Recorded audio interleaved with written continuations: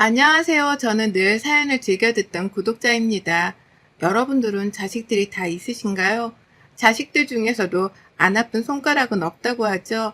저희 딸은 저의 늘 아픈 손가락이었습니다. 지금이야 행복하고 잘 살지만 어릴 때부터 많은 구박을 받고 살아온 저의 딸을 보면 저는 늘 울컥울컥 할 때가 있어요. 그래서 오늘은 늘 재미있게 듣던 사연들을 듣다 보니 용기가 나 오늘은 제 이야기를 전해드릴까 합니다. 지독한 손주사랑의 저희 시아버지 이야기를 해드려 볼까 합니다. 옛날에는 꼭 아들이 있어야 하는 그런 일들이 많았다고 해요. 저도 물론 남동생 한 명이 있는데 엄마가 저 낳고 남동생 낳으려고 아들 낳는 보약부터 정말 안 해본 거 없이 열심히 해보았다고 해요. 그러다 결국 남동생을 낳았고요. 지금 생각해보면 저도 조금은 외가댁보다 친가댁에서 차별을 받은 것 같아요. 그 당시에는 너무 그런 생각조차 어려웠지만 제 동생은 용돈 3만 원 주면 저는 막 1만 원 주고 이랬던 것 같거든요. 근데 동생이어서 더 많이 주나 싶었는데 남자여서 더 많이 주신 거였어요. 그렇게 아들 사랑은 옛날 시대에서는 다 똑같더라고요. 그럼 손주 사랑의 끝은 과연 어떤 것일까요? 말솜씨가 많이 없는 편이라 저리 있게 쓰지 못하더라도 열심히 글을 적고 있네요. 저는 두 아이의 엄마로 살고 있는 50대를 곧 바라보는 40대 중년 여성입니다. 오랫동안 교직 생활에 있던 저는 아이가 생기고 지금은 전업주부로 살고 있네요. 처음부터 전업주부였던 건 아니었어요. 결혼하고 아이가 오랫동안 생기지 않아 시댁에서 많은 압박을 받았고 그 압박에 전 못 이겨 학교까지 그만두면서 아이를 가지는 일에만 집중해야 했거든요. 저는 제 일을 참 좋아했지만 결혼하고 나니 결혼은 내가 하고 싶은 것들을 많이 참고 살아야 한다는 걸 알았지요. 그래서 저는 지금 딸아이에게 우스갯소리로 결혼하지 말고 엄마랑 평생 살자 라는 말을 하곤 해요. 그럼 제가 오늘의 사연을 쓴 연유에 대해서 말씀드려 볼까 합니다. 먼저 저와 남편의 만남부터 살짝 소개해 볼게요. 저와 남편은 서로 소개팅에서 만났어요. 서로 친한 친구들이 소개를 해줘서 처음에는 서로 마음이 많이 있지는 않았지만 알아가면 알아갈수록 참 따뜻한 사람이구나 싶어 빠져버리게 됐고 지금은 이렇게 부부의 연을 이어가고 있네요. 남편은 늘 입버릇처럼 자기는 결혼해서 가부장적으로 살고 싶지 않다고 했죠. 자식들한테는 친구 같은 아빠가 되어주고 싶고 저에게는 좋은 남편이 되어주고 싶다고요. 처음에는 그 말 뜻을 이해하지 못했지만 시댁을 만나고 나니 이제야 남편 말이 이해가 되더라고요. 남편네 시댁은 시아버지, 시어머니, 형, 남편 그렇게 네 식구로 저희 시아버지가 구의원까지 할 정도로 그 구에서 굉장히 영향력 있으신 분이셨어요. 그래서인지 늘 자기에게 엄한 아빠로 기억하더라고요. 시험 점수가 안 나오면 늘 혼나서 밤샘 공부를 하기도 하고 밥을 못 먹은 적도 있었다네요.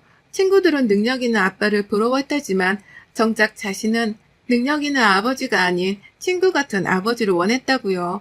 그래서 빨리 독립을 하고 싶어서 자기는 고등학교 내내 매일매일 원하시는 대학에 가서 독립을 하고자 생각해 더 열심히 했다고요. 다행히도 아빠가 원하는 대학에 가게 돼서 그때부터 독립을 해서 살았답니다. 그런 남편의 사연을 듣고 나니 저희 집과는 참 많이 다르더라고요. 저희 집은 평범한 집안이지만 가족끼리 참 화목했거든요. 지금도 물론 그렇고요. 그렇게 저는 남편에게 가장 사랑하는 사람이자 또 친구 같은 와이프가 되어주자 다짐했습니다. 그렇게 결혼을 약속하고 시댁에 처음 인사드리러 간 날 제 직업이 마음에 드신다고 하시더라고요. 그리고 나서는 저희 엄마 아빠가 뭘 하시는지 저에게 요새는 아이를 안 낳는 부부들이 많다는데 너 생각은 어떤지 우리는 아들이 귀한 자손이라 자식은 꼭 있어야 한다든지요. 그땐 너무 긴장해서 생각하지 못했지만 지금 생각해보면 그때 물어보시는 내용이 제가 아니었던 것 같아요. 왜냐면 그 말씀 이외에는 별로 물어보시는 건 없었거든요. 원체 남편이 자기 아버지는 아마 거의 말씀이 없으실 거다. 그러니 그냥 서운해하지 말라고요. 그렇게 여차저차해서 저희는 결혼을 했고 신혼여행 다녀와서 인사를 드리러 가는 날부터였을까요? 아버님은 저에게 왜 인사 오는데 한복을 입고 오지 않냐면서 타박을 하셨어요. 바로 한복으로 갈아입고 인사를 드렸는데요. 그때부터 저에게 늘 말씀하셨어요. 너희 아이는 언제 가질 거냐고요. 결혼한 지 아직 한 달도 안 되기도 했고, 저도 아직 하는 일이 있어서 조금 천천히 가지려고 한다고요. 그럴 때마다 아버님은 버럭 화를 내시면서 네가 대를 끊어놓으려 한다면서 화를 내시네요.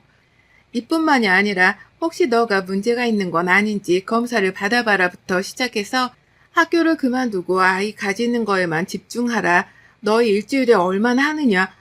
막 이런 말들까지 하시더라고요. 이런 말을 듣는데 누가 아기를 가지고 싶겠냐고요.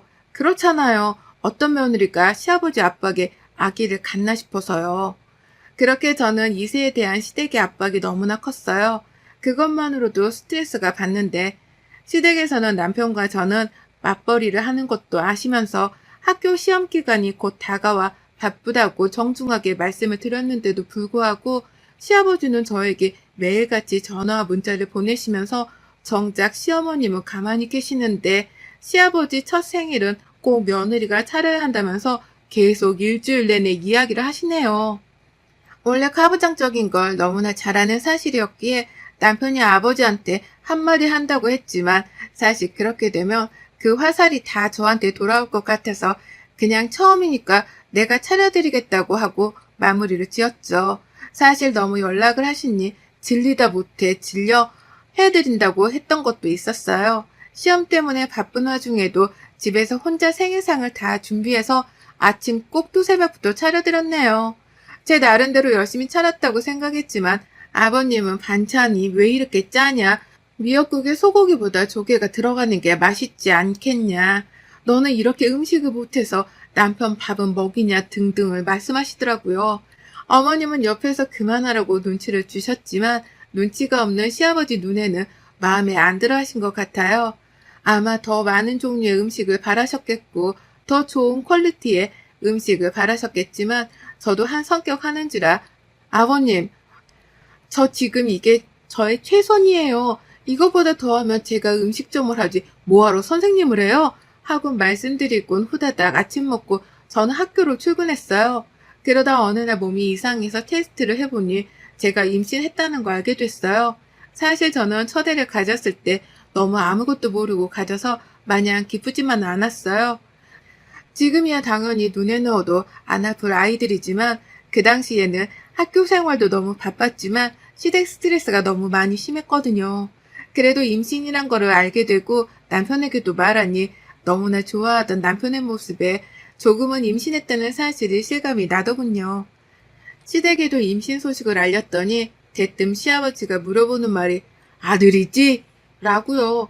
남편은 아직 성별도 모르고 아들이나 딸이나 그게 뭐가 중요하냐고 건강하게 잘 자라면 전 된다고 생각한다고 이야기를 해주었지만 계속 꼭 아들이어야 한다면서 남편과 저에게 매일같이 이야기를 하시네요. 그리고 난 후 이제 어느 정도 성별을 알 수 있는 시기가 다가왔고 저와 남편은 사실 딸을 바랬기에 조심스럽게 의사 선생님께 여쭤봤더니 핑크색으로 옷을 준비해 두셔도 되겠다고 하시더라고요. 너무 뛸 듯이 기뻤고 그 소식이 시아버지 귀에도 들어갔죠. 물론 실망하신 기색을 하셨지만 저랑 남편은 신경도 쓰지 않았어요.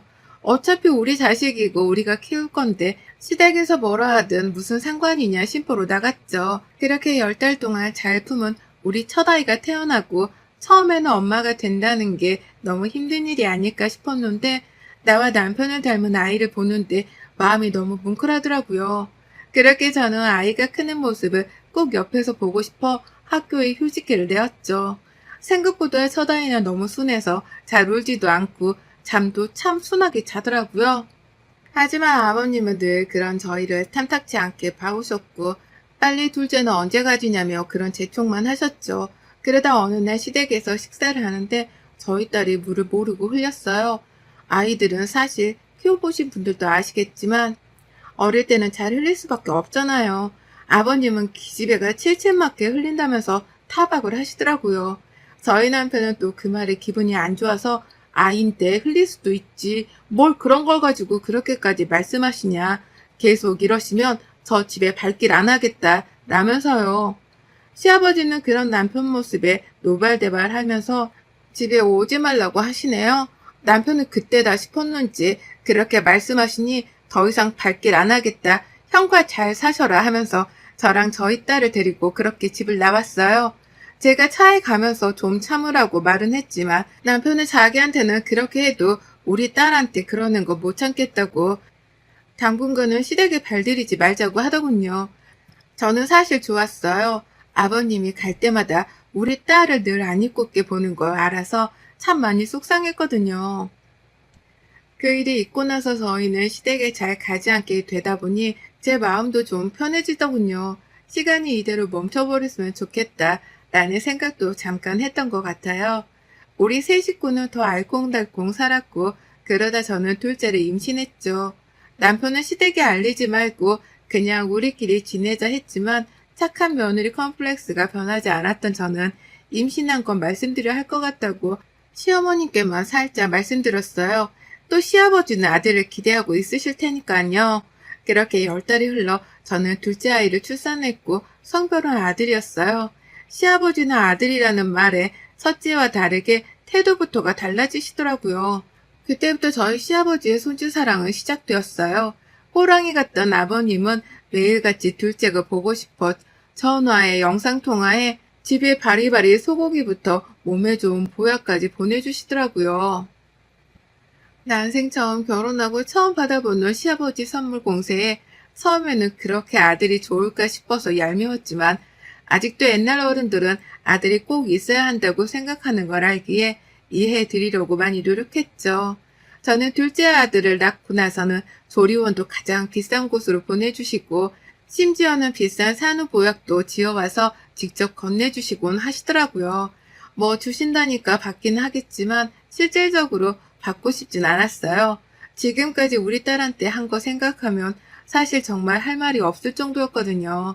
근데 손주 태어났다고 저러시니 정말 헛웃음밖에 안 나왔어요. 매일 그렇게 전화를 걸어대니 정말 짜증나서 자주 가지 않았던 시댁도 어느 순간은 자주 가게 되고 또 아버님의 손주 사랑은 끊이질 않았죠.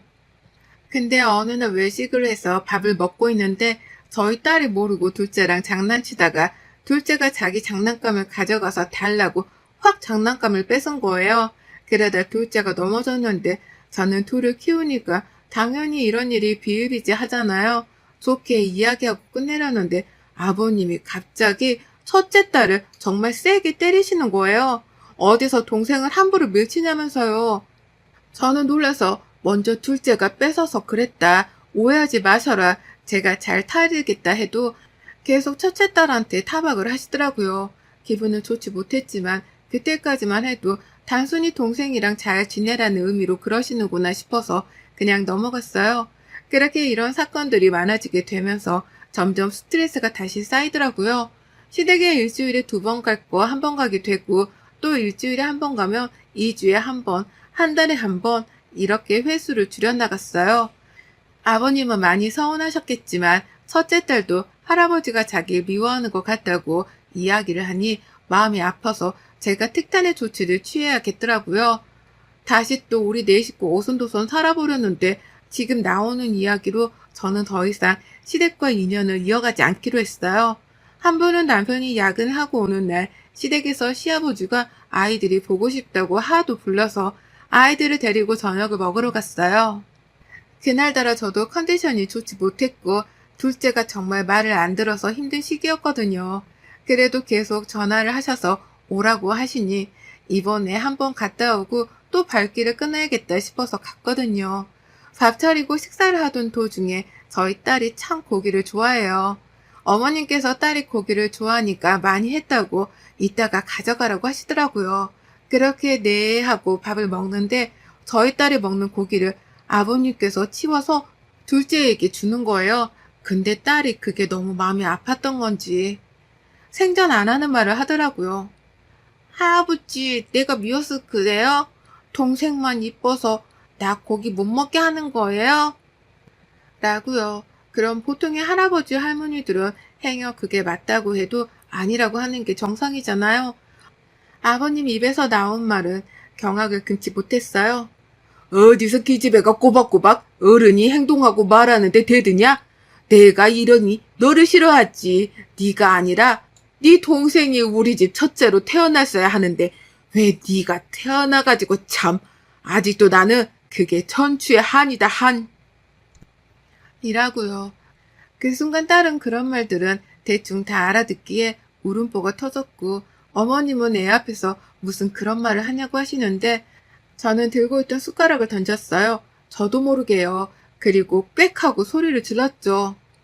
아버님을 만난 제가 그게 더 천추의 한이에요, 한.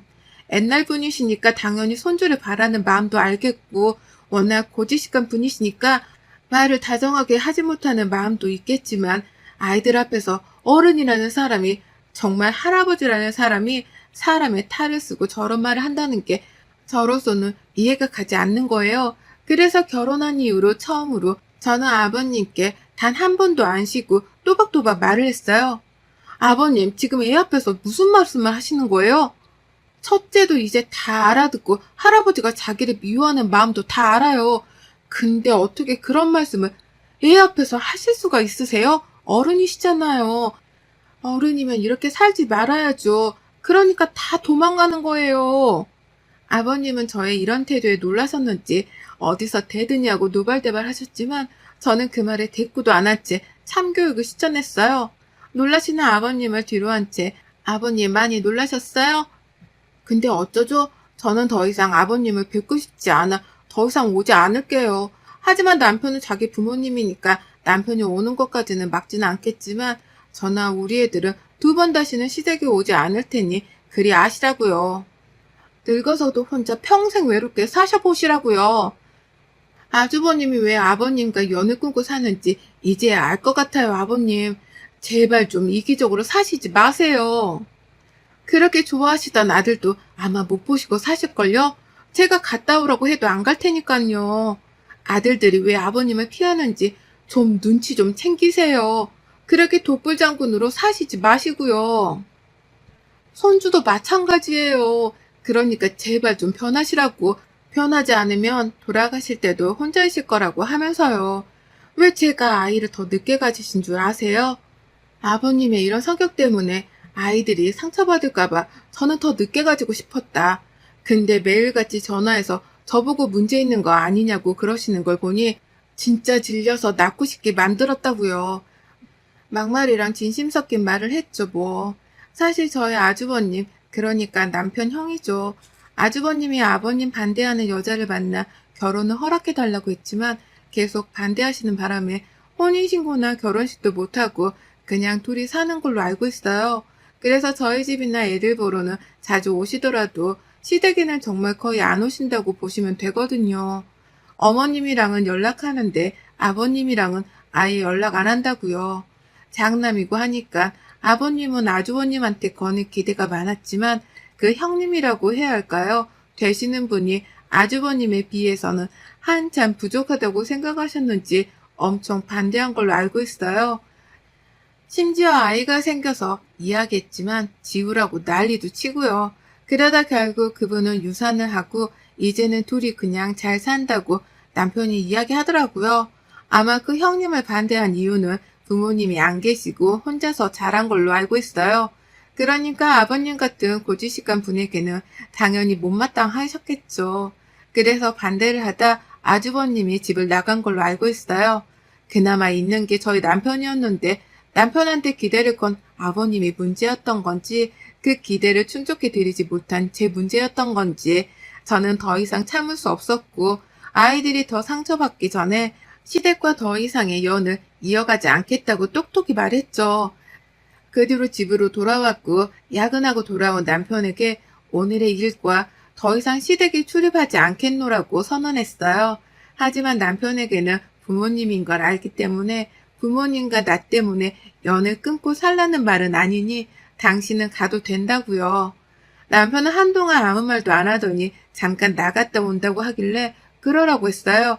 그렇게 새벽녘이 되어서 돌아온 남편을 확인했지만 오늘은 서로 쉼을 선택했죠. 그 다음날 남편은 저를 식탁에 앉혀놓고 자기가 어제 생각을 많이 했는데 자기도 부모님께 가지 않겠다고요. 지금까지 내가 참고 살았던 건 형이 집에 오지 않기에 어머니도 걱정되고 아버지도 나이가 있으시니 걱정이 돼서 다녔던 건데 우리 아이들한테까지 이런 피해가 오니 더 이상은 자기도 출입하고 싶지 않다고 하네요. 그건 남편의 자유라고 말했고 우리는 그 뒤로 시댁에 가지 않아요. 하지만 어머님이랑은 간간히 전화도 하고 또 저희 집에 손녀, 손주 보고 싶다고 몰래 놀러 오시곤 하세요.